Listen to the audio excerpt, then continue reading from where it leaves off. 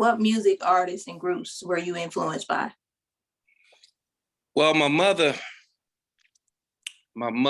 and my father, they played everybody from Otis Redding to Bobby Blue Bland to the Temptations, all of the Motown artists. I grew up listening to the Jackson Five, even the Osmonds, and various James Brown, of course, and so I grew up on that R&B music, basically. Cool. So at what age did you decide that music was what you wanted to pursue? Wow, wow, you're taking me back. Since I was probably 6 or 7 years old, when I really, because I danced a lot.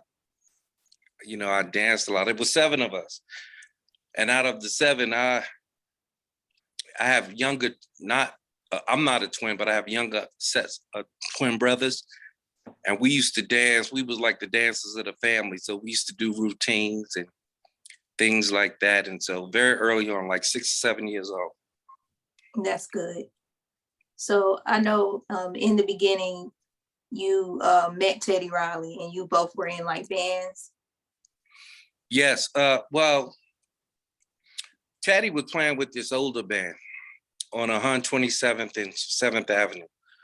We came from 120th and Morningside Avenue, a little further west. And when I met Teddy, we wasn't supposed to be over there, because back in those days, you didn't just be off to other blocks. Yeah. Especially, in the late 70s, early 80s, you didn't do that. But we was adventurous, and a friend of mine by the name of George Sudrick, we call him Swire. Him and I went over to basically just to look at the record stores and just to hear. So as we were walking, we heard this live band. And during that time, in the early 80s, you had a lot of live bands. Mm-hmm. And they was in this basement. And they didn't have the door closed, but they had a gate where you could still look in. You had to go down the stoop and you could still, these stairs, you could still look in. And to my surprise, it was older guys in at the time. I'm like 13, 14, but these guys was like in their early 20s. But if you look to the left, you had this little kid, this little boy. I said little kid, he was like a year or two younger than me, but he was Teddy at that time. Teddy was so small. And he was playing keyboards with these older guys. So eventually we hung around so much that they finally let us come in. They finally let us come in, but not just to be a fan. It's like, do y'all play? Do y'all do this? Do y'all do that?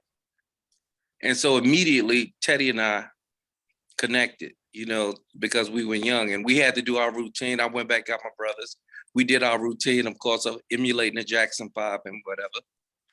And they basically said, okay, you guys come to hand. That's the first time we ever had, because we used to dance to records. But that's the first time we even attempted, and they allowed us to assimilate into, having a band with us. Cool. So what instruments did you learn how to play, at that time? Well, at that time, none. We were just dancing. Teddy was the musician. He played keyboards. And the other band members at the time, they were playing, but they veered off into other activities, of life. And at the time, we still wanted to keep it going. So Teddy and I, we saw the writing on the wall. And so Teddy, just out of one day we was down in the basement rehearsing, and Teddy just said, this is some bull. And then he said, you're going to have to learn how to play an instrument if we're going to keep this thing going. Because Teddy at the time was only like, he was 12, 13, and these guys was like 18, 19, 20. So they had, other, life that they was doing outside of that extracurricular activity. So I wanted to play bass. I picked up the bass, and I played until my fingers bled. I learned how to play until my fingers started bleeding because even my younger brothers, even though we were so tight knit and we had a close camaraderie, they wanted to stay around the block and play with their friends and do it. And locally, we was, you know, we was famous locally from doing shows, Harlem World, and all these, and the State Building, and all these other things. But Teddy and I looked up, you know, we looked over the horizon, and so we wanted to do big and better things. Yeah. And you all were in the group Kids at Work. So tell me a little bit about that. Well, Kids at Work, that's the first time we encountered Gene Griffin, Okay. the manager. He had this independent label called Sounds of New York Records. Being that Teddy was playing with these older young men, whatever, Teddy would frequent the nightclubs, you know, these, what they would call speakeasies, or, you know, these clubs that, you know, black-owned clubs and whatever, and they had live bands or whatever. Well, that's how Teddy knew Gene. Teddy met Gene first.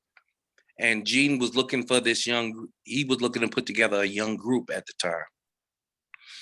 And so Teddy called me up and said, yo, we got a record deal. I'm like, how we get a record deal? We never submitted nothing. We don't know. No, you don't understand. It's this guy named Gene Griffin. And at the time, Gene Griffin had a group called In Deep. They made a record called Last Night a DJ Saved My Life. Yeah, I love that song. Yeah. He had that group. And two girls and a white guy. Well, anyway, I called Clarella, who was another bandmate, and told him, yo, let's go downtown. Teddy said, meet them downtown on 59th Street in Columbus. That's where Gene's office was. Right over Hush Productions with Melba Moore and Kashif and Lilo Thomas and all of them. So we were starstruck anyway, because as soon as we got there, I believe we saw Lilo Thomas walk in. At the time, Lilo was big. Yeah. And coming out the building, we were like, oh, this is for real. So we went up there. Gene inspected us, looked at us. We didn't know nothing about the business. We didn't know nothing. We just wanted to be stars. And he said, okay. He looked at us and said, okay, I'm gonna put the group together. And he gave us the name. We hated the name because we almost wasn't kids anymore, but we was teenagers, but we didn't want to be called kids, but to do what you got to do to get in, that's what we did. Yeah, because I see that, you know, you all had a song singing Hey Yeah. Yeah, well, we had a lot of songs, but Singing Hey Yeah was the local hit. It was the local hit, the ballad. We put out a song called Sugar Baby first. And it played on Kiss and WBLS a little bit, but when Singing Hey Yeah came out, it was in rotation, high rotation, on the East Coast for a long time. And so, yeah, we thought we were stars, but we were no stars. So did you all tour any places during Kids at Work? Yeah, we did. We went to, well, we didn't have no big tours like later on. But we just went to New Orleans. We did go to South Carolina. We headlined South Carolina.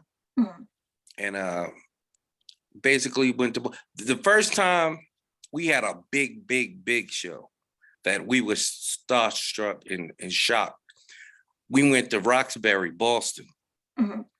And they treated us like we was the Jacksons. It was like, I don't know, I guess because of Singing Hey Yeah, the song was big. But at the same time, they was comparing us to New Edition. And at the time, New Edition. And when we did the show, the funny thing, Andre Harrell at the time was in a rap group called Jekyll and Hyde. Well, they opened up for us. And Bobby and Mike came in the dressing room. And that's the first, that was our first encounter with Bobby and Mike. And Bobby, man, they were so nice and so cool. Mike was still a little standoffish, but always observant, watching everything and whatever. But we talked, we slapped five, and throughout life, we always met up with them. It's almost like God always put us in certain situations and scenarios where we ran into one of them. Yeah. And so that's how that's the only tours we did. But I remember we went to New Orleans. We had a big show over in New Orleans, and then we got stuck there because the promoter didn't want to pay us the second half of the money, and he had already had us up in these. It was like an Airbnb at the time, but this big ass house and whatever. But eventually they worked it out and whatever, and we got to come back home. But that's how it was. Yeah. So I know Kids at Work ended, and Guy had formed. I know like you all had a member, Chlorel, in the group. Yeah, so Chlorel. Did you all have maybe plans? I know Guy was originally Timmy Gatling, Teddy Riley, Aaron Hall.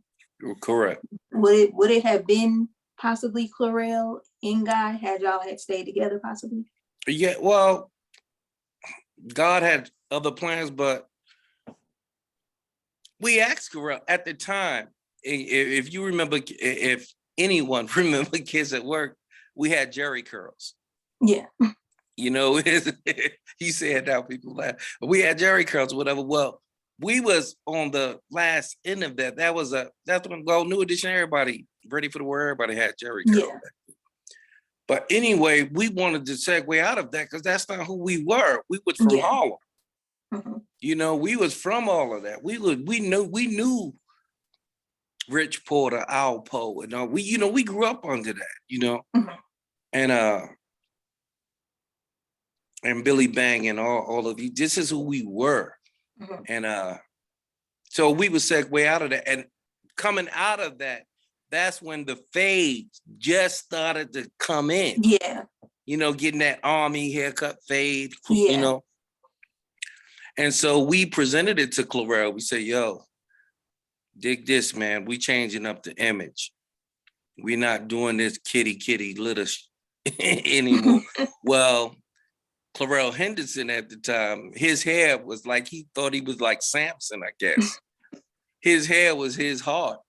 Yeah. And we gave him an opportunity. Teddy and I, we told him that, listen, either you're going to cut your hair, man, and we're going to, have this new image, man, or we're going to go in a different direction. And he agreed. It wasn't like no big fallout or anything. He just said, oh, man, y'all bugging. What my hair got to do with anything? I don't think at the time that he understood that the music scene and everything was changing. Yeah. And we was at the beginning of it. Yeah. And I didn't want to miss it. Yeah. Yeah. Yeah. So yeah, and then later on, it took a minute. We didn't just replace Chlorel with Aaron. It was like for a long time, it was just me and Teddy. Yeah. Doing shows. Yeah. You had to find, the right person, Yeah. And ran into the right person. Yeah, you did, Aaron Hall, vocally. Real good vocalist. So yeah. You all amazing. took your time out to find someone, real good vocalist. So that's a good thing. Yeah, it was great. Now I know Chlorel had a solo song, Hurt Town. Were you involved in that? Well, Chlorel, Teddy, and I wrote that song. Yeah. When we was in Rooftop, we had a manager who owned the Rooftop at the time. That's how we used to run into Alpo and knew all of them, Rich Porter and AZ and them, because that was on the 155th and the Polo Grounds. Yeah. And Gusto built us a recording studio up there and everything because he was managing us. And that's one of the songs that Teddy and Gusto had sent us to Chicago to work with this producer. It was an older guy who produced, and we didn't like it. It was, when you young like that and you get around old, you think, not do you think, you younger, you want the new sound or whatever. And he was a great producer, but so we that was the first, Hurt Town, I think was the first time, and he liked us, but didn't like us at the same time, because even though we were young, we was forcing this swing beat that Yeah. wasn't popular at the time. If you listen to Hurt Downtown, to me, a corny song, but that's the first time where we doubled up on the kick and the snare. Yeah, the swing beat. Yeah, I Yeah, can hear yeah, it. the first time that was ever. But when we left Gusto, Clarell stayed, and so they put a solo record out on him that was Hurt Down, that was on the Rooftop Records. Yeah. Yeah, you can really hear the swing beat in that. Yeah, that's Yeah, why I yeah. wanted to talk about that song. The two people that heard it, but it was like, oh no. And the only reason we left Gus because we love Gus. Gus is our man. Gus took care of us, protected us, and so. But we left because of a vision. At that time, Teddy was starting to do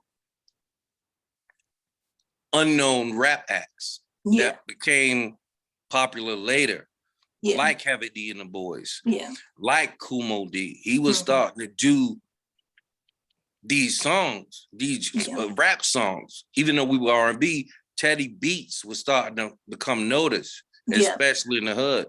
Well, I was writing. I became a prolific writer, and Yeah. my confidence was up about writing. God, Jesus Christ gave me a gift to write, and I was writing and playing bass. So even with Kids at Work, we had to basically write that. When we were signed to Gene Griffin, but immediately Gene got a deal with Columbia, CBS Records. And so Teddy and I, we had to write that album within 2 weeks. Yeah. And so we did that whole Kids at Work album in 2 weeks. So I was the writer. Clarell would chime in here and there. But Clarell is a good musician in his own right too now. If you know, online, Instagram and stuff, he vocal coach and all that stuff. But Okay. Teddy was an amazing keyboard player, an amazing producer even then. Yeah. Even then. And also, so with Guy, how did you all get to deal with Uptown Records? It's funny. I'm gonna start off here. I had got a job at Abraham and Strauss in the ladies' shoe department. A friend got me that job because Kids at Work was over after Gene Griffin, our manager, became incarcerated. And so we was left in a loop. We was left out there. Yeah. And CBS wasn't gonna pick up no option because we didn't have no manager. We was young. We didn't really sell that many records. So like anything else, you got the pink slip, go do what y'all do, little kids, until you grow up. So we grew up. And at that time, I got a job at Abraham and Strauss. And that's where I met Aaron Hall. Aaron he remembered Kids at Work. And he came up to me and said, yo. He was stutter and he was saying, yo, I remember you was in a group, right? You was in a group, Kids at Work, right? Because we was in Right On Magazine, Black Beat and all at the time. And I said, I didn't, when you working in a lady shoe department, it's almost, and you was once on the cover of the magazines and stuff, you like, man, please, I don't want to talk. But anyway, he kept bugging me every day. We became friends. We became cool. And he used to tell me he was a singer. He used to tell me how he used to sing for Hezekiah Walker, the gospel circuit, and all these people. And I'm like, come on, man. I don't want to hear that right now. We working, trying to make money, We putting on ladies' shoes and all. Chill. But he kept on bugging me till one day I just said, I don't want to curse, but I said, yo, stop, chill. Go ahead, sing right now. Sing right now. I went, looked out the door, wasn't nobody coming. Sing, go ahead. As soon as he opened his mouth, it was a rap. He blew me out. I remember we had a floor manager, supervisor called Miss Cochia. Aaron remembered well. She was a little white, short lady, but she loved us. And she said, who's that singing in here? Who's that? She came in. And she said, okay, that's beautiful, but y'all get back to work. We left we quit that next day. It was a wrap. It was like the vision had come to me, everything. And even the songs I knew what songs I wanted to, because it took me straight to one of my favorite groups, the Gap Band. Yeah. And and immediately when I had this vision of a group, I was like, make the new the old, make the new the old the new. And that's what, if you looked at the image of God, if you seen how we were set up, even listen to our songs, you could tell that it was that Gap Band flavor, that Charlie Wilson, Robert Wilson flavor, you know? And that's how I met Aaron. And we went to Teddy. Once I got Aaron and I was already writing songs. Like, I told Aaron at the time, he still lived in Brooklyn on Flatbush. And I said, Aaron, no, you come with me. I'll make sure you be all right. Don't you worry about nothing. I got you. Aaron would show up at my house like, that's who Aaron is, though. Aaron would show up at my house like 8, 7:30, 9 o'clock in the morning, every morning for a long time. And we would spend the day together. We would go shopping. We would go, and I, because I got the job for legitimacy, but I was still, you young guy, gotta make money. So we were already writing songs. We had already written Piece of My Love and Goodbye Love. And what else did we write? Don't Clap Your Hands. No, not Don't Clap Your Hands, Just Dance. Goodbye Love, Piece of My Love. And what else? We wrote another song that made it on our. But anyway, that's when I called Teddy up. At the time, Teddy was doing Mo D and Keith Sweat. He was working on the first Keith Sweat record. Well, we all lived around the same neighborhood, not Mo D. Mo D lived further up on Convent Avenue on 145th.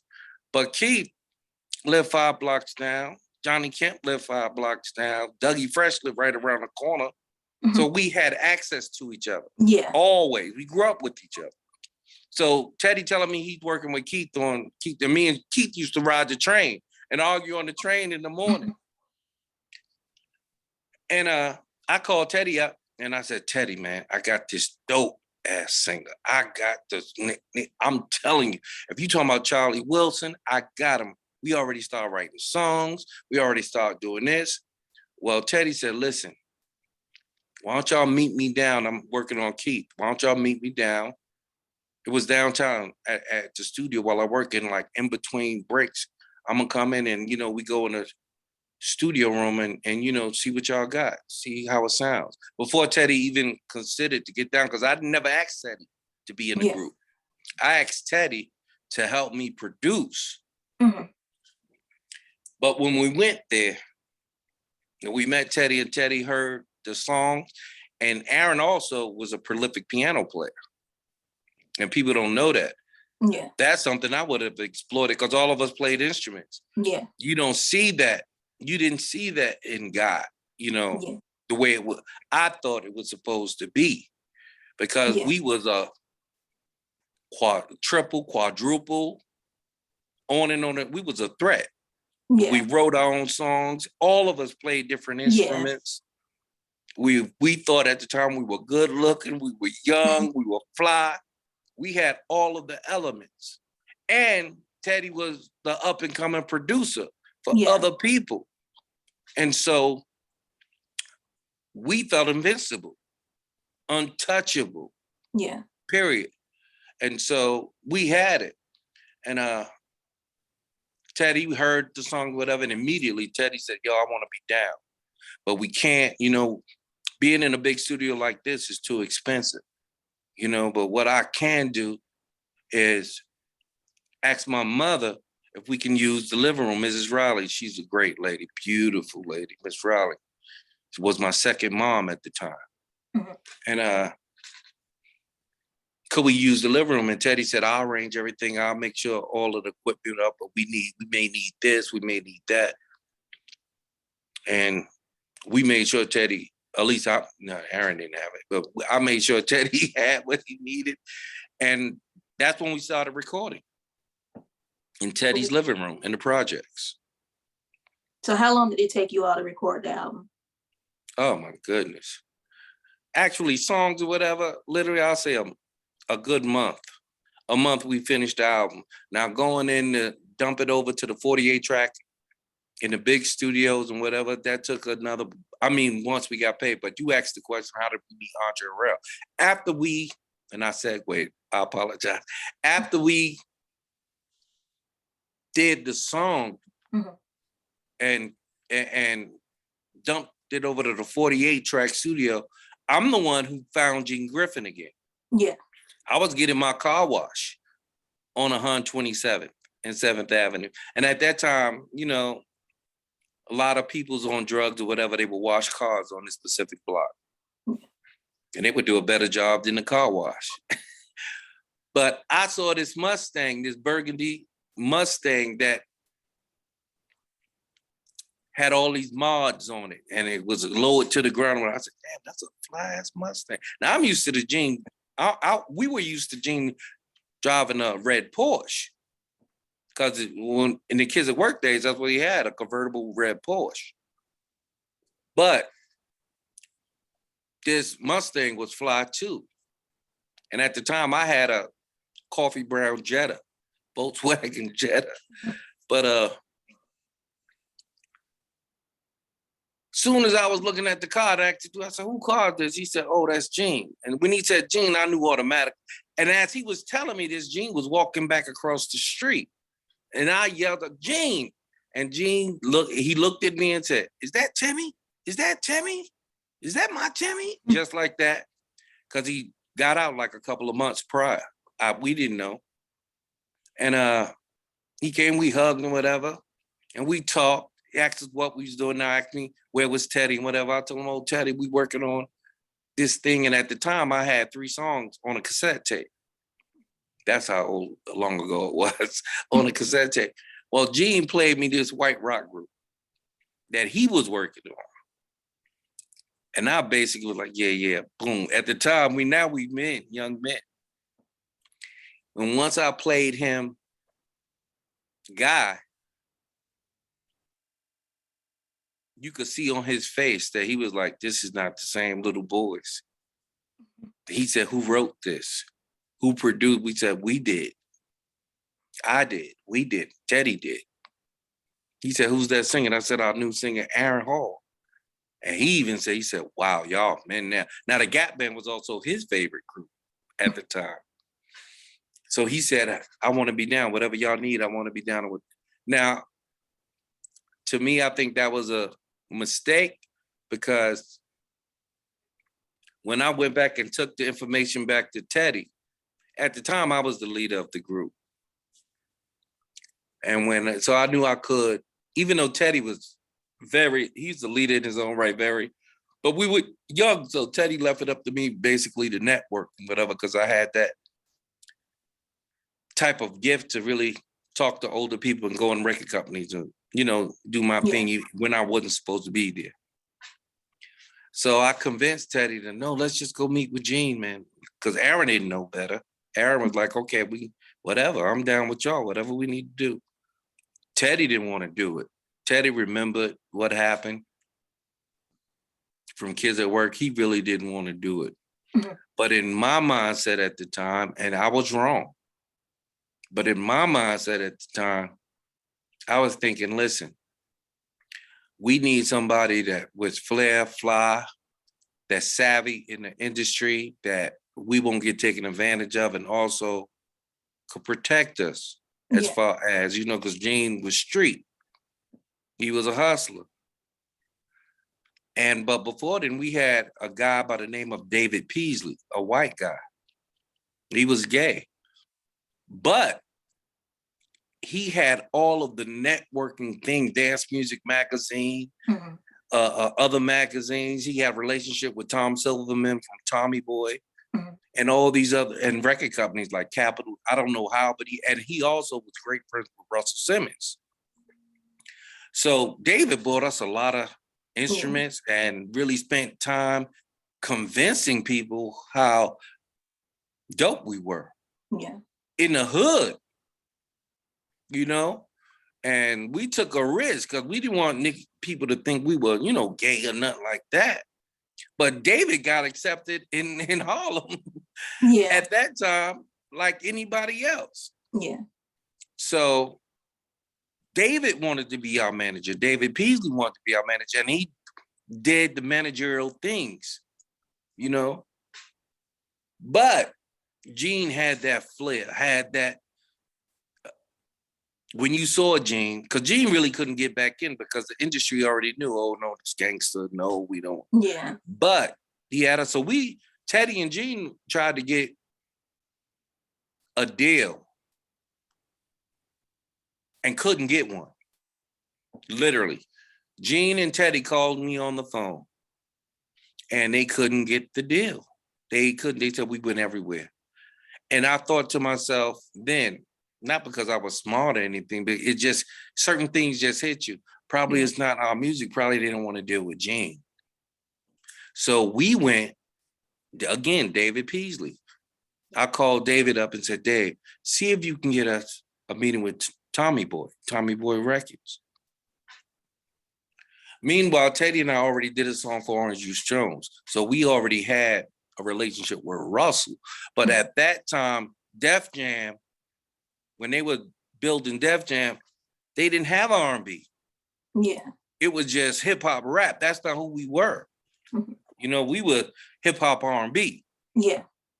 But they didn't have the Orange Juice Jones was the only one, and he came from that pimp life, that pimpish type of. That's not who we were. Yeah. So David got us a meeting with Tom Silverman, and it was an A&R beautiful lady there by the name of Monica Lynch. And when me and Dave was the only one in the meeting with Monica, we didn't even see Tom there. And we played the cassette. And as soon as Monica heard it, we knew we had something, because after she heard the third song, she said, hold up a minute, guys. Do y'all want any water, soda, anything? You know how they do. Like, no. She said, I'm going to get Tom. So we knew we had something. Yeah. Because you didn't see Tom like that. He was the boss. So Tom came in the room after the second song played, because we had I Like, we had Goodbye Love, Piece of My Love, and Goodbye Love on the cassette. As soon as Tom got to Piece of My Love, and after that finished, he closed the door and sat down and said, okay, what do you guys want to do? So you knew you got something. Yeah. And David Peasley was smiling and whatever, said, oh, we got your attention now, all of, little white stuff. So Monica said, stop playing, Dave. What do you want to do? Then she looked at me, what do you want? I said, we here for a deal. That's the only thing we here for. We here for a deal. She said, have y'all went any place else? I said, well, yes, Teddy and Gene. They wasn't familiar with Gene like that at the time. Yeah. And for some reason, they got turned down. Monica said, well, they don't know what they're doing. She didn't know. I never mentioned Capitol and the Atlantic and all of this. Yeah. And they offered us a deal on the spot, but they only offered us, I don't want to lie, I think they offered, because they was a small independent label at the time. They wasn't even attached. They didn't even have back then, had a distribution deal with Warner Brothers yet. Yeah. But they got one a short time after. But they offered us, I believe, like $150,000. Back then, that was a lot of money for an independent. Well, anyway, long story short, word got back to Russell, and because it was big competition back then, even with the record companies, especially the independent ones. Word got back to Russell Simmons that we was getting ready to sign with Tommy Boy Records. How he knew, I think Dave probably told him. Yeah. But anyway, Russell was like, damn, we not a R&B label. Well, Andre had just got his deal with Universal for the first thing, and they had just released Uptown. Yeah. He told Andre, get these guys. They fit your label, whatever. Come on, get them. Yeah.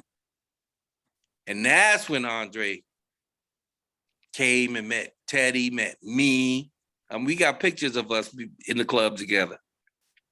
If you look on my Instagram, you've seen them. Yeah, A picture of all of us with Heavy D and stuff in the club. That's when we got signed. Yeah. That was the night. Oh, wow. The night before we actually went to the office to sign papers with Gene, me, Teddy, Aaron, Heavy, you know, that was the night before. And Andre was like, I don't want y'all to go anywhere else, talk to anybody, do nothing at that time. That's when we brought Gene on board because we wasn't that privy to contracts and things like that. Well, Andre, I remember me and Teddy, we was focused on, damn, we gonna be able to buy BMWs and Mercedes and the house. That's the only thing we were focused on. And Andre, one thing Andre said that blew our mind, Andre said, you'll be able to buy more than that. Boom! It was like, we knew we had to bring Gene aboard. Then Gene, we had a meeting where Andre took us to Sylvia's restaurant. And we was around the big table and stuff. I think Andre took all his acts there. At the time, there was no Mary J. Blige. There was no Jodeci. The only ones was on that label was I'll Be Sure. And we wrote 2 songs for Al. Yeah. And Heavy D. That was it. Like, he had other acts he was working on in the camp, but they wasn't like, you know, I'll Be Sure was his biggest artist. And there was the outbreak artists. Yeah. Heavy D came in, boom, as far as rap, boom.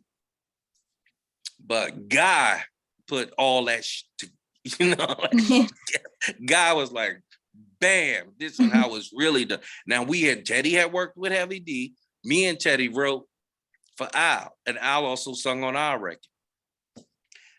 Now Andre said, let's stop the bull. I don't want y'all to go nowhere else. I'm giving y'all $500,000. That was unheard of. Yeah. Back then. And we could be executive producers on our own record. We can write all the songs. We had total autonomy. Yeah. Just get the project done. And that was unheard of. Yeah. Because if you had kids act whatever, you wasn't an executive producer. Yeah. You didn't write and produce your own songs. Yeah. From New Edition to High Five to, who can I say it? The Jets. The only other band at that time that came a little bit, was it before or afterwards that we wrote their own song that was good, was Ready for the World. Yeah. Ready for the World. So when we got that deal, it was a no-brainer. Yeah. We took it, and that's how we met Andre. And Andre was like, y'all gonna be everything gonna be focused on y'all.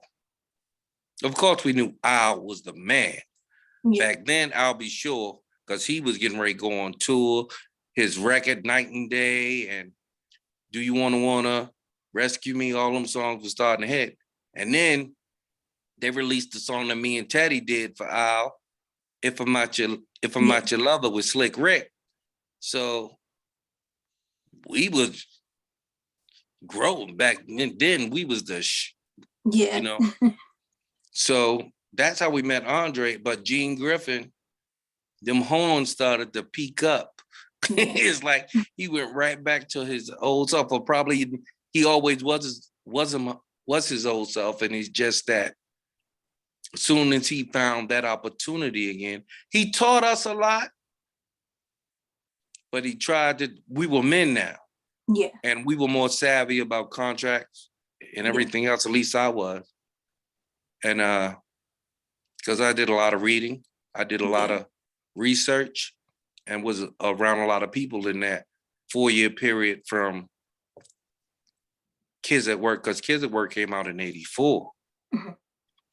Guy came out in 88. Yeah. So in that 4-year span, we had learned a lot. Yeah. You know, and so the horns came up, and Andre cut us 2 checks. And the first check he cut, Gene Griffin tried to make himself power of attorney. He made himself a member of the group. We was like, what the? That's why I wouldn't sign the contract. Yeah. I was the only one like, no, I'm not doing that. Well, what is this? Because soon as he tried to get us to all sign a contract, when we all went out to dinner after we signed with Andre Harrell and got the first check. And as soon as I looked at it, when I saw the word in perpetuity, I was like, at the time, like, what the damn word mean? So I knew I had to take the contract home, but he was eager, zealous for me to sign this contract on the spot. I'm like, I'm not signing this on the spot. Yeah. I kept looking at Teddy, looking at her. Nah. And he said, okay, well, go let somebody look at it and bring it back to me. I mean, next week on the dot. Next week, I was like, all of a sudden, now you the boss of the group? Yeah. You know, and I never signed it. Yeah. You know, but we had already during that period, we was already taking pictures. The album was finished in a can. Yeah. So it was sad how it worked out, but to me, it was my group. Yeah. I came up with the name. Like I heard Damien say on the interview, he chose to believe Gene Griffin. It's like the same motherfucker stole. I'm telling you, there was no group. Aaron told the story. Mm-hmm. I got the name from a store on 125th Street. It was called Guy Limited, Guy Ltd. Matter of fact, my wife now, but was my girlfriend then, we was just walking. Yeah. On 125th Street, just looking, just shopping and whatever. And I saw this name that I've seen a million times before, but in this particular instant, that name just, you know how something shoot off things? Yeah. And that name, and I got laughed at. I got laughed at by Teddy, laughed at by David Peasley. Aaron didn't care, but he was like, I don't see it. Because how you have a group to say one guy? That's where they were going with it. I was using the name as the whole image, the whole fabric of Harlem. Yeah. That guy, that's a fly guy. Yeah. That's the type, and that's what we try to put on the album. Yeah. But Damien talking about, Damien wasn't there. Damien don't know what. Damien came months later. Yeah. After I left. Yeah. But after the album was recorded and everything. Yeah. So how would he know? He wouldn't know. You know. But he said he chose to believe Gene, and you choose to believe a man that took everything from y'all. Y'all was up there. I mean, and what made me sad about it, I don't want to go too far off in it, but real quick, what made me sad about it, at the height of the first album, God, that we had, they were broke. At the height. Yeah. Gene Griffin was taking all their money. Yeah. Like they didn't own anything.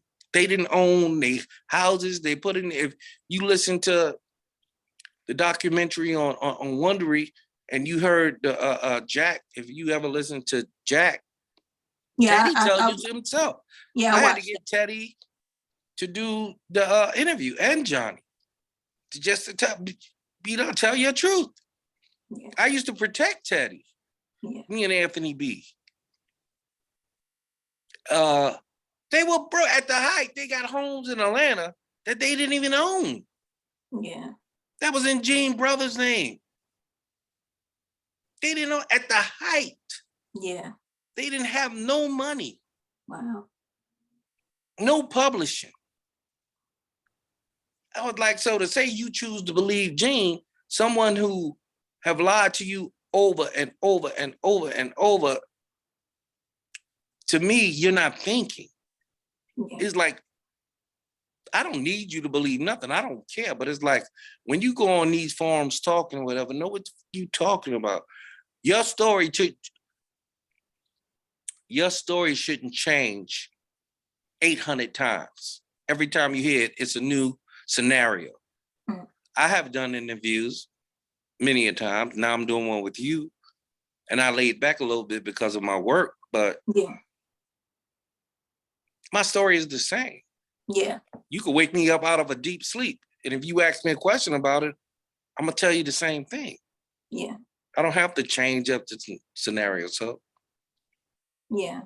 Because the Guy album, the Guy album, this is a classic, yeah. real good album. Yeah. And with the leathers and the shoes. Yeah. The fashion. Yeah. New Jack fashion. Yeah.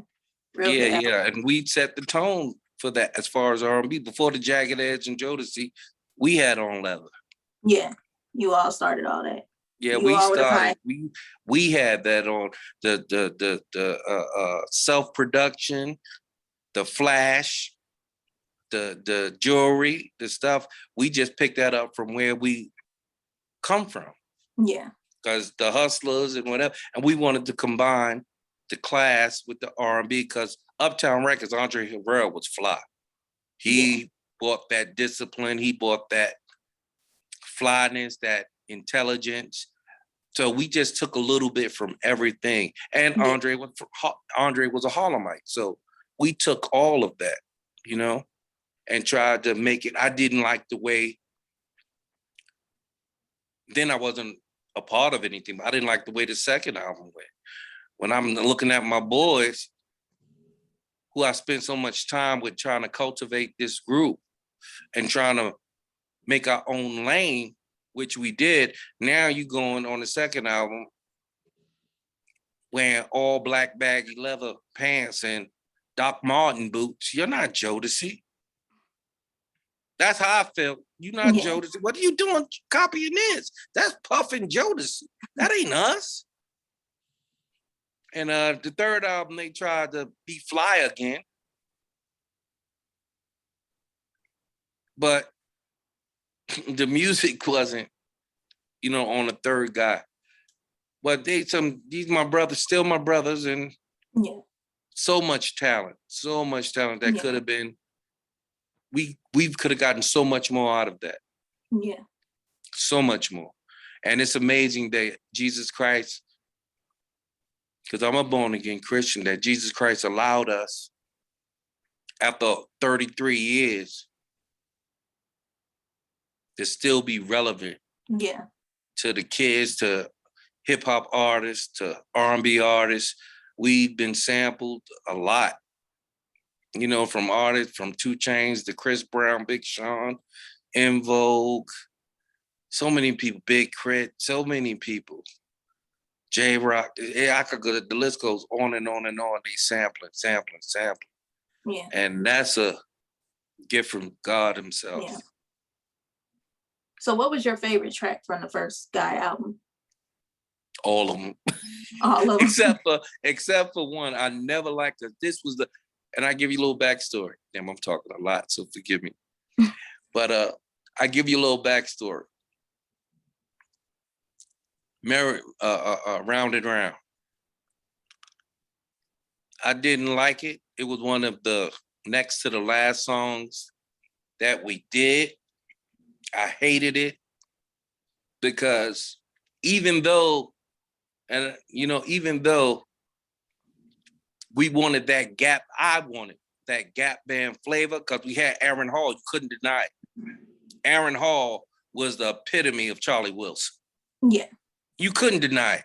Yeah. That's the direction you flow with. But I didn't want to emulate the Gap band so much to where people go, oh, y'all biting, oh, y'all just bite. I wanted to be in a gray area, so dope, the way you said, what? They sound like somebody. They sound, but it's new. But they sound, I wanted that response. Yeah. And this is something that Jane and Teddy started to gel back together again, and Jane manipulated Teddy. I could say it freely. Gene had his hand in that song. Yeah. Round and Round. That's I Want to Be Gap Band.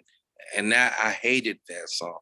And I hated it so much that after Groove Me, like the Guy album was basically, that album, had to be Jesus Christ. And the people like Andre Harrell, Yeah. Gerald Bugsby, Lil Silas Jr., my man at the time, they tried to do the right thing because the album was set up to fail. Not in the beginning. Yeah. Because it took Groove Me a long time to catch on, but once Groove Me caught on, it blew everything up. Yeah, I love Groove Me. That's like my favorite for now. Groove Me, when Groove Me came out, it was contagious. It was like a disease. You couldn't walk nowhere in no black neighborhood, nowhere, and then white people started playing. It was like, what the? It's like, imagine you living on 120th and Morningside Avenue, and they got life-size posters of you guys in the record store next to the Apollo Theater, and you still walking the streets, and people say, yo, everywhere you go, yo, they got you up. I'm like, what? And you go up there and you looking at it in amazement, but people still coming up to you, and you shell shocked. You don't feel nothing, but people still touching you and patting you on the back because you groovy. But then they're gonna release Gene. This was Gene's doing. Got the time. He was Suge Knight before Suge Knight, or try to be. And in his own right, he was in the game, but I never was concerned about that. Yeah. They gonna release Round and Round. Yeah. Round and Round to me was the worst second single. It was good enough where it had that bounce, but it was the worst second single released. But when you listen to I Like, Don't Clap Your Hands, Just Dance, You Can Call Me, we had songs up there that wasn't singles that was still dope. Yeah. That was so dope. So even if Round and Round, if you just played by the time they were playing Round and Round, by the time the radio stations was listening to the album, they already bought into, who in the hell are these kids? So they started playing songs before they were singles. So they was playing Piece of My Love, which made them go with Piece of My Love next as a single. Then Don't Clap Your Hands, Just Dance. Then Goodbye Love went on its own merit, so they had to put that out. Then they put my song out, You Can Call Me Crazy. Yeah. Then I messed up. They put Spend the Night. Yes, that Teddy did. And we had to convince Teddy. I did. Teddy did not want to sing. Teddy did not want, at the time, my focus was on Roger Troutman. Yeah. Because Teddy wasn't a singer, but damn it, once he started, oh God. But they put Spin the Night to our album, it only was 9 songs on it, but incredible song. They was playing My Business, my song, on the album, and it never was a single. Yeah. That's how dope the album was. Yeah, My Business is played, because I know when I was in college, we had an old school radio show, and My Business used to play. Yeah. Yeah, I was like, they played every song on the record. Yeah. So we was hot. So Gene, the way it was set, and the videos they hardly did for the first record, what they do, two, 3 videos? That album to me should have sold 5-6 million records. But it wasn't promoted right, because Gene was just doing things to sabotage certain things that he thought he knew best, and it was wrong. The record company knew best. Andre knew best. Gerald Bugsby at the time, up at MCA, they knew best. Yeah. But Gene just had his in it. Once he got his fingers in something, he just wanted to run shot everything. It's like, because if you put out the right videos, there was no videos to I Like. Yeah, I was wondering why there wasn't a video to that. It wasn't a video to Piece of My Love. Yeah.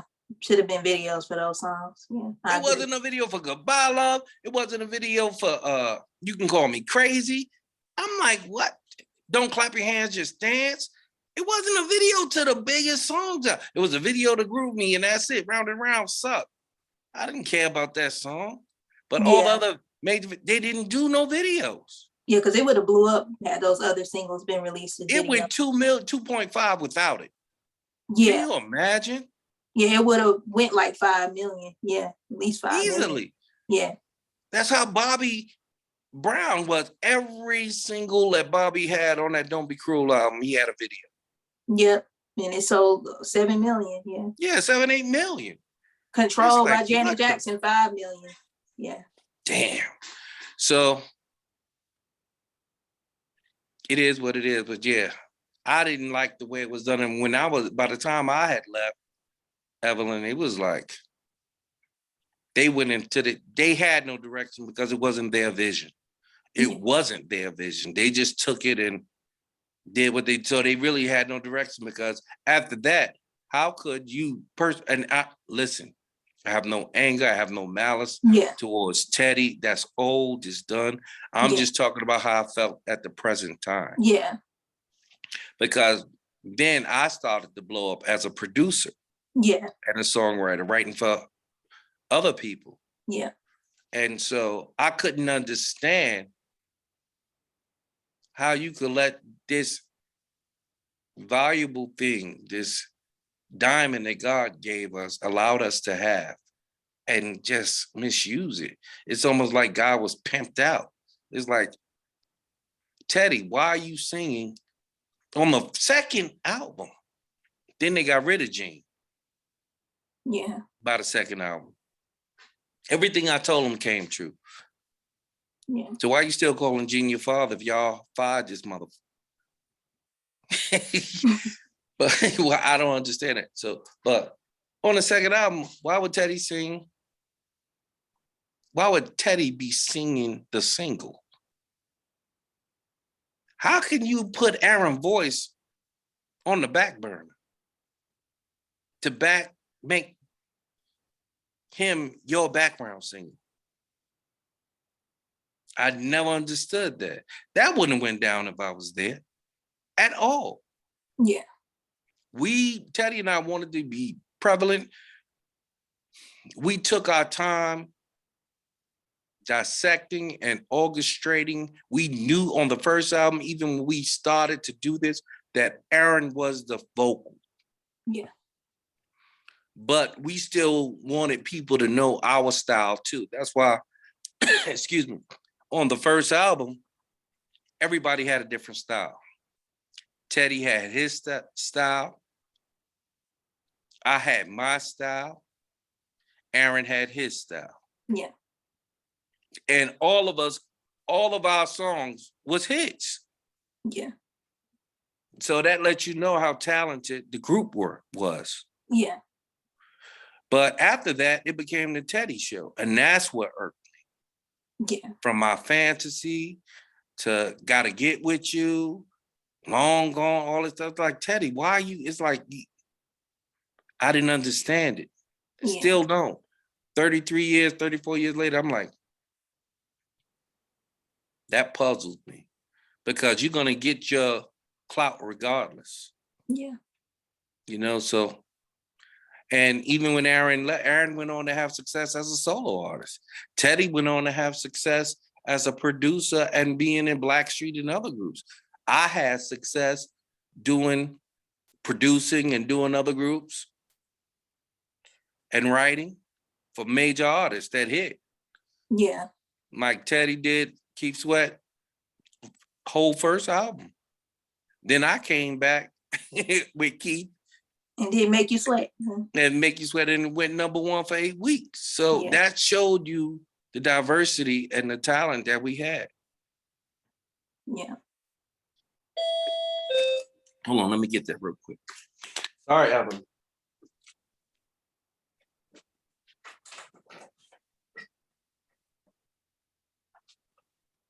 I'm so sorry, Evelyn. Oh, no problem. So I know after Guy, you had the solo career. Can you tell me a little bit about the solo career?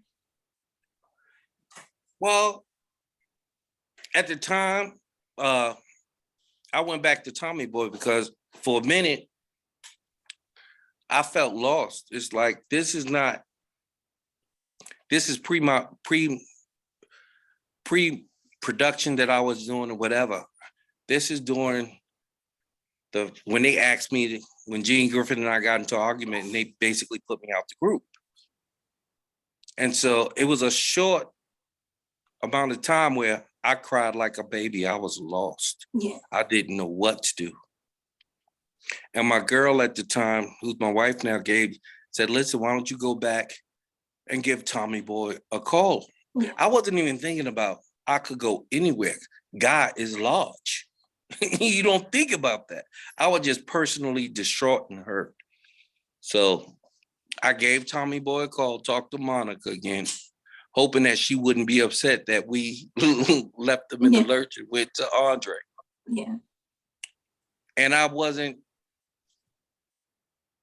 focused on the business per se. I was focused on getting back in the loop. And I called Monica up and whatever, and she was happy to have me. She paid for me to come down there, paid for me to go to the studio, see what I had. And the first song that I wrote a song called After 12 for the Force MDs. And they took it immediately and put it in the Lean On Me movie. Mm-hmm. Immediately. Mm-hmm. And gave me a solo deal. And it was that at that time, that's how God anointed us. We were just three talented guys, you know, that was self-contained, but together we was explosive. Yeah. And so put out a solo record, and it did fairly well. It didn't do as good as I would hope for, but trying to make that record, I didn't put all I thought of my heart into it. I think Rock Me Good was one of my better songs. Yeah. Rock Me Good was dope. Yeah. And then I had Keep Sweat On, Sweat Drops, and things like that. I love Rock Me Good. Help with Robert Brookins, and the video to that was ridiculous. Oh, you had a video to that song? Oh, Stephanie Mills was in it. Christopher Williams was in it. It was dope. It was big. It had a live leopard tiger in it. Oh, wow. It was dope. It was big. And I wish somebody can find that video again. Yeah, that's what I was gonna say. That Help video. That Help video. I remember I had a large, I had so many videos in the cassette because it debuted on BET. Cool. The Help video. And I had a video to Rock Me Good. Oh, you did too? Okay, yeah. Yeah, I had a video to Rock Me. Shot that video in New York. Find those, yeah. Yeah. And but at that time, Evelyn, I was also focused on production. I was doing like simultaneously. I was producing Christopher Williams, doing Stephanie Mills, just meeting Belle Biv DeVoe, still trying to do my record. And so my attention and a lot of my good records went towards, like Promises was one of mine. But I gave it to Chris. Yeah. When Will I See You Smile Again was one of mine. But I gave it to Ricky. Well, Ricky, he was the lead on there, Yeah. And well, we did Bell, but we produced, me and my partner at the time, Alton Wilkie Stewart. I love him to death. Great. When I talk about vocalists and vocal arrangement, that kid. Yeah. And that's why I took him with me. But so, as far as production outside of that, a lot of my success came from outside production with me and Wokey. Because Aaron at the time was like my right hand before him and Teddy got, and Aaron did our background vocals. Mm-hmm. So Wokey topped that. Yeah, Wokey was good. Wokey was like the choir harmonies. Yeah, it's a good album. Yeah, woo, that's my nigga. Timmy Gatling, Wokey did those harmonies that nobody could just go, and Wokey would knock them out. It didn't take Wokey no 8-9 hours or whatever. Yeah. And he was vocal coaching Christopher Williams, vocal coaching Ricky Bell, because Ricky has never sounded like that in his entire life. We used to make people's throats bleed and cough and frustrated, and we would push them. And I love their work ethic. I love Bell Biv. I love all the new edition. One thing about those kids, they work ethic at the time. Those Yeah. are my brothers too. They didn't stop. Like me and Bobby was tight. Me and Ralph. Ralph is very standoffish, but Ralph is like the one hitter quitter. He can literally be laying on the couch, say, yo, you ready? Because we did the song last night Yeah, last night. for him. That was one of my songs. Yeah. So I gave a lot of my dope, I don't regret it, but I gave a lot of my dope ballads to them. Like Make You Sweat. Me and Keith used to be in competition all the time. It wasn't Make You Sweat before because Bobby Wood and them already had the beat, but it was like he was missing a lot of components to how New Jack really worked, the swing at that time. And so Keith met me in front of my mother's house. I'll never forget, and said, Tim, I need you. Because at the time, Gene and Teddy was doing other things, and Gene wouldn't let Teddy do Keith second album because Teddy, on the first album, Teddy basically did it for nothing. Yeah. He really didn't get paid by doing, they didn't pay Teddy the way they should have for the first album. Teddy still don't get royalties and stuff like he should have for the Keith Sweat debut album. Yeah. But Keith met me in front of my house and said, yo, Keith is one of the greatest R&B writers within his own right. But Keith didn't have that banger. Like you listen to the second album, Keith didn't have that. Like I got the 2 million plaque up here. Keith didn't have that banger. His album was full of bad ballads because he played it for me in the car. And he asked me, will I come to the studio that night? And I said, all right. Yeah, and I remember I told him what he had to pay me, and it was no problem for him. And that first night, when I went to the studio, I met Bobby Wood and whatever. They had the dope track. The track was dope, but it was just missing elements, a lot of elements. Because if you listen to Make You Sweat, we put the Groove Me Yeahs in it. Yeah. We put the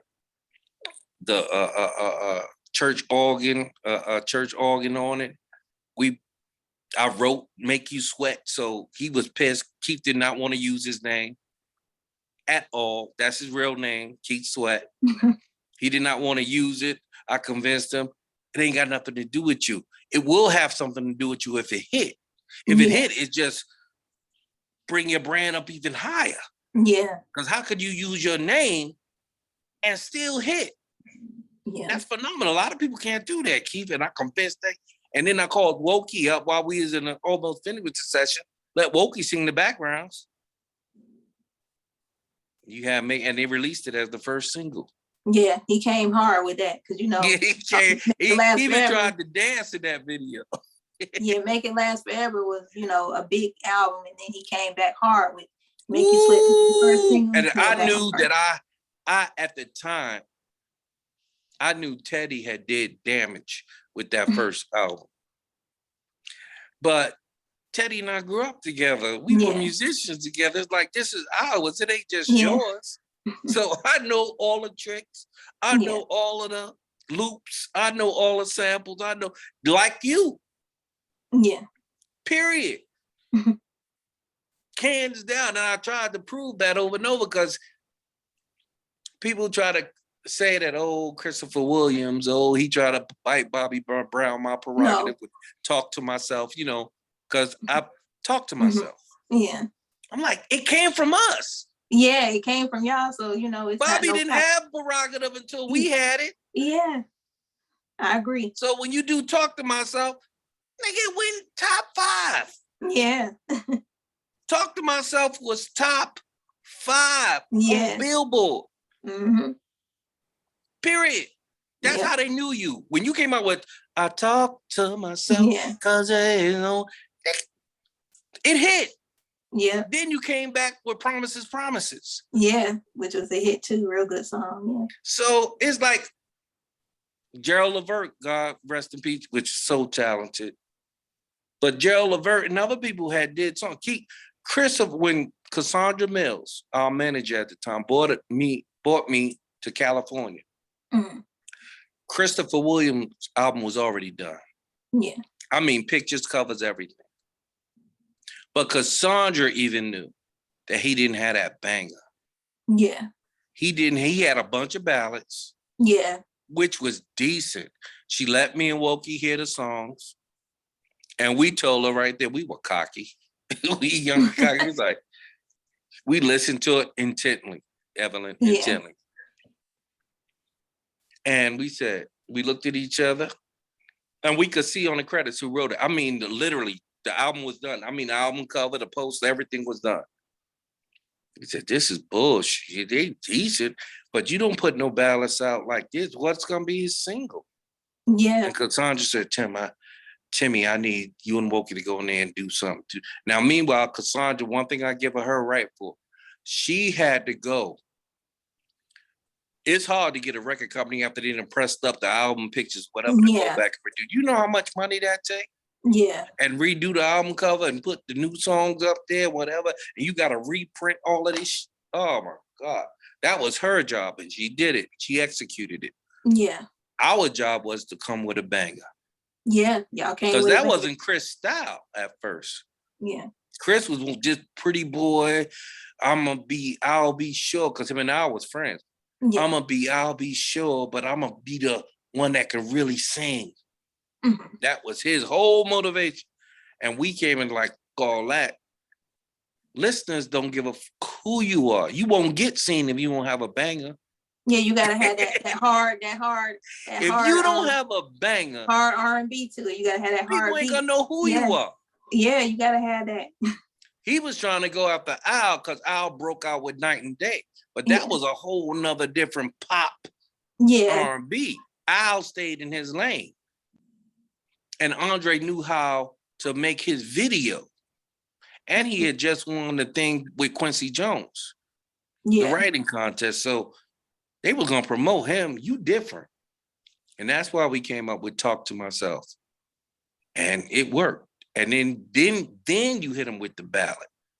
Yeah, a strong ballad. Yeah, hit him with the strong ballad. Yeah, because I love the New Jack Swing. You know, that heavy hip R&B and hip hop beats. I like that.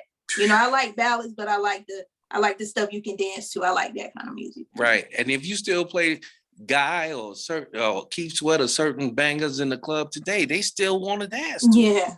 30-something years later, it's still a banger. Yeah. Just like Dougie Fresh. Teddy did the show for Dougie. Yeah. Still a banger. Yeah. Period. Still one of the greatest hip hop records, you know. Ever. Yeah. Ever. So praise God for that. Yeah, because I know on the Belle Biv DeVoe album, you and Wokey, you did When Will I See You Smile Again and I Do Need You. Yeah, Correct. I Do Need You is a good one too. Because I looked at the Belle Biv DeVoe album. You know, it was really good. I know people play Poison a lot, but you got to look at the other songs too. Yeah. Well, Ricky still sing I Do Need You when Belle Biv DeVoe do their own shows. He sings I Do Need You. Yeah. He sings it. So that lets you know how big, because they only had even though we did 4 songs for them, they paid us for 4, that's all that mattered. But at first I was so upset. Me and Wokey was like mad because we did 4, we was cocky, we was confident because we had 2 up tempo.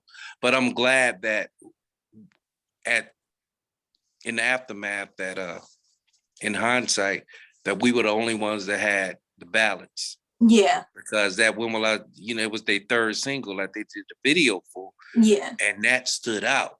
Yeah. That stood. And these songs, once again, were songs that I could have kept. But when you writing a song, because each song is your baby, when you writing them, and God give you that gift to write, you want to keep a lot of them, but when money and circumstance present itself, an opportunity, you go, this gonna work for this gonna work for that. So that's what happened. Yeah. Yeah, this is a real good album too. Yeah, Belle Biv DeVoe. Yeah, woo. Woo. Gotta keep my New Jack classics. Yeah, 4 million records. 4 million, yeah. Yeah. And you also did a record for Jasmine Guy as well. Yeah, that went top 10. Another Like My Lover. Yeah. Yeah. I like that Never song. Like No Other. Wokey on those backgrounds. But yeah, and people didn't think she like Full Force did a song, Try Me. Yeah. And Benny Medina, Benny Medina, who was executive producer on my solo record, played Atlantic Richardson. After I did Keep Sweat, and they saw Keep Sweat and was like, damn, this kid. That's when everybody started saying it ain't just Teddy. In the industry, like fans was like, oh, Teddy. But in the industry, as far as business, that's when people said, no, it ain't just him, because I was getting hits on my own. Yeah. And they played Full Force record, Try Me, for Jasmine Guy. And immediately I said, and Another Like My Lover was almost like a bite off Babyface at that time. Mm-hmm. That sound that Ellie and Face had. Yeah. But I wanted to put a twist on it. So it did well for her. Yeah. It did well for her. Yeah. Yeah. I think they did a video for it. Yeah, they did. Yeah. It was it went with a bullet. It was number 8 with a bullet. And anytime you could get in the top 20 or the top 10, that's dope. Period. Yeah. You had a lot of work coming in at that time. Once God was over, you had, your solo album in 89, you had Christopher Williams right after that. Yeah, right. So it was a lot of work coming in. I had Christopher Williams, Keith Sweat, Belle Biv DeVoe, Ralph. Yeah. Who else? I had Body. We had the Neutrons. Who else we had? Well, we did Stephanie. Yes, and then yeah, we had I'll Be Sure. Yeah, a lot. At that time, it was busy. 89, 90, 91 was beautiful. Yeah. Yeah, you had a great success with, producing, writing on records. You deserve all your props for it. Yeah. Oh, no. It was God. It was a gift from God. I tell you what, looking back on it now, that era was a competitive era. Yeah. But one of the best eras in music. Yeah, I agree. Because you had so many groups. Like when we came out in 88, I'll Be Sure came out. Yeah. Keith Sweat first album was out. Mm-hmm. New Edition with Johnny was out. Bobby Brown. Oh, Bobby Brown. It was thick. It was like, if you ain't about it, you're going to get lost in the sauce, period. Yeah. It was not a game. And you got to remember, Universal had all of that. Mm-hmm. I'll Be Sure was from Uptown, Universal. Bobby Brown and them, MCA Universal. New Edition, MCA Universal. Guy, MCA Universal. Yeah. It was like, woo. And we was on independent, like Al. So when we hit, if you didn't have your own style and sound, it was like, you wasn't going to get it done. Yeah. And to reach that and to be, after all these years later, to still be remembered as one of the pioneers in music is great. Yeah. Very timeless music from back then. Yeah. So after the production and all that, in like later on in the 90s, what were you up to during that time? Family. Family. Very early on, after like all the traveling and tours and staying in the studios, because you would know by talking to other producers and things. You're in that studio, it's like literally your home, your second home. Yeah. You're in the studio so much, you in there day and night. And I didn't necessarily get burnt out at all. It was, for me, it was a enlightenment and a spiritual thing, because I didn't want, at the time I had one daughter, and I know we wanted more kids. I didn't want to be that. And everybody make their own decisions. I never counted as, of course, money and God blessing you to feel comfortable and having a homes or cars. That's essential and beautiful. Everybody want those things, but those things didn't really spiritually drive me. More over family and me being a dad drove me. And I didn't want my kids to always ask their mom, where daddy? Not that you can't work and do both things, people do it. But at that particular time for me and whatever, there was a lot of extracurricular things going on. And I know if I would have stayed in that position, I didn't just want to have kids all over and doing this and that and that and this. Because I was no saint, I was no angel, you know, you out there. And I had to cut it short because it was like, and thank God, God blessed me because I've raised all three of my children. They adults now grown, and it's beautiful.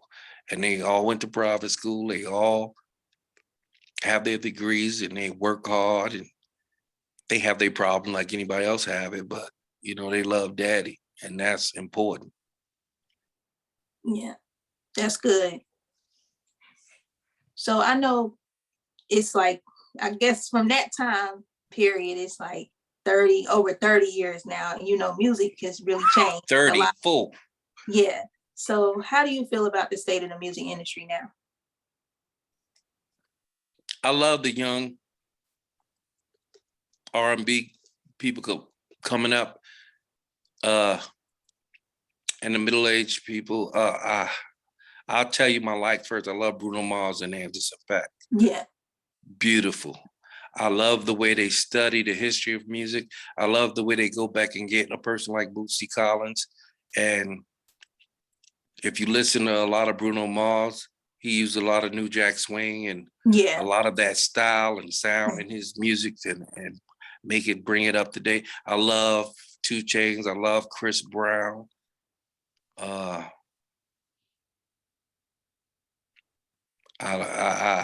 love young artists. How can I put it? That's not afraid to do their homework and incorporate, just like we did incorporate the old with the new. Yeah.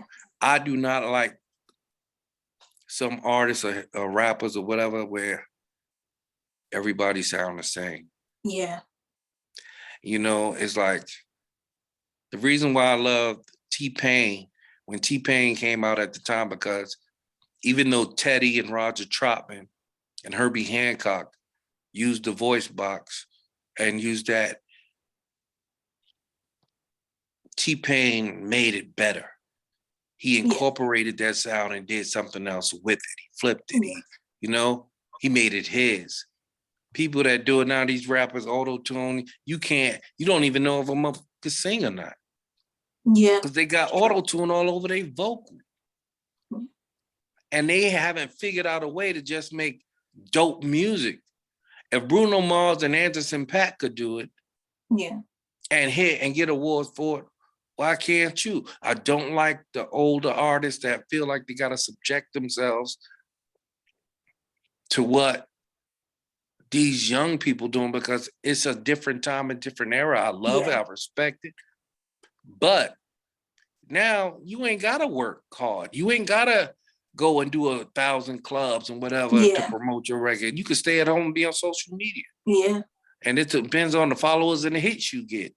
People give you a record deal because you large, because you got a following. You got a million followers. You ain't got no talent, but you got 1 million followers, so we gonna put your record out. But I think a lot of people are innovators. I see the Kanye West, and I see different people that can utilize certain aspects of the game. And be able to teach that to other people, younger people. I love that, but a lot of rappers that mumble rap and all that, I can't get with it. I'll be honest. I'm being told I can't. I don't understand what you're saying half the time. Why I should listen to anybody else got to strain their ears to figure out what you said. Now the kids, they do. They get it. They younger. They get, oh, he's saying this. He's saying that. He's saying, I got my kids like, oh, he said this. I'm like, what the He said that? That ain't my time. Yeah. I like, the Bruno Mars and all that, the people that are still keeping, they're incorporating that old school to it, Right, live bands and really keeping it authentic and genuine and not watering it down. And I don't want to say the wrong thing. And it's not that I don't like some of them, but some of them is like you could tell they piggybacking and copying what came out yesterday. It's good to be different, not trying to be like everybody else. Everyone is different. That's the thing. It's not, you don't have to stretch to be. You are. You don't have to stretch to be. God made everyone different. Period. If you just take the time and stop studying garbage and said, okay, let me do my research, let me study, let me listen to the greats, and then incorporate who I am into that, your sound is different anyway. But now people don't even do that. It's like, oh, they put out a record like this, they talking about this, they holding money up in the air, even though it's fake money. They doing this, they doing that. I want to do it too. And whatever stick on the blackboard, that's what we going with. And it's not even them. And so as of today, what are you like up to these days? Well, I'm I could have said I work for Pop Life Music, and that's out of China. I'm vice president of urban music and Latin music. Teddy Aronall was in the process of re-getting our masters, which was great. So that's I dealt with Teddy and Aaron and Damien for a minute. Hopefully, we can just help the young people, because there's still so many people even wanting to know how did we make it happen. We did make it happen. God made it happen. And how did we get off the ground? It was a lot of years before that. It didn't happen overnight. People don't see how me and Teddy used to sleep over one another's house and stay up all night trying to figure things out. We've had so many songs that we wrote that no one would never hear, never hear, ever. And before we got to this, when the guy hit, I was 22. Teddy was 20.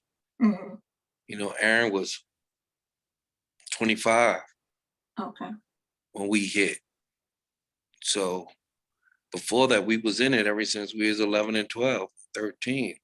We just happened to stick with it, and that's what happens. But you got to stay focused.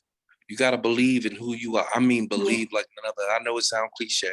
Everybody says, oh, believe in yourself. No, it's a belief where you're numb. It's a belief in yourself where brothers and sisters or friends talking to you, why are you still doing this? You better get a job, whatever. But you are so focused to where you almost, I don't want to use the word, catatonic, where you like zoned in so much.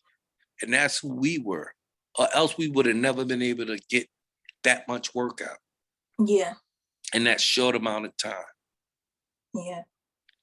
Keep going, never give up. Never, like you, yourself. Keep pushing. Never, ever, because you was giving us props years. I'm still going. I've been going since 2019. I'm still going. You doing an incredible job. I know we've been hitting the miss. I said, nah, I can't. I will call you up and say, Evelyn, no, I can't do you like this. Things just come up. And I'll be exhausted and tired and still, but I was like, nah. I came in today and said, nah, I'm ready now. Let's get it done. I'm glad we made it to this point. I appreciate you so much. It was a pleasure having you on today. I appreciate you so much for keeping us even relevant. That's my job and duty. That's what I was called to do. Good. It's beautiful as well. Beautiful. Thank you. Well, you have a good day. And well, thank you, Evelyn. Thank you so much. You know, you're my friend, and anything you need, anytime, whatever, call me, let me know what's up, and I'm there, all right? And I'm there to support you in everything you do. Thank you. And it was a pleasure having you on here today. Thanks so much. Love you now. Love you too. Have a good day. Okay, you too. Bye-bye.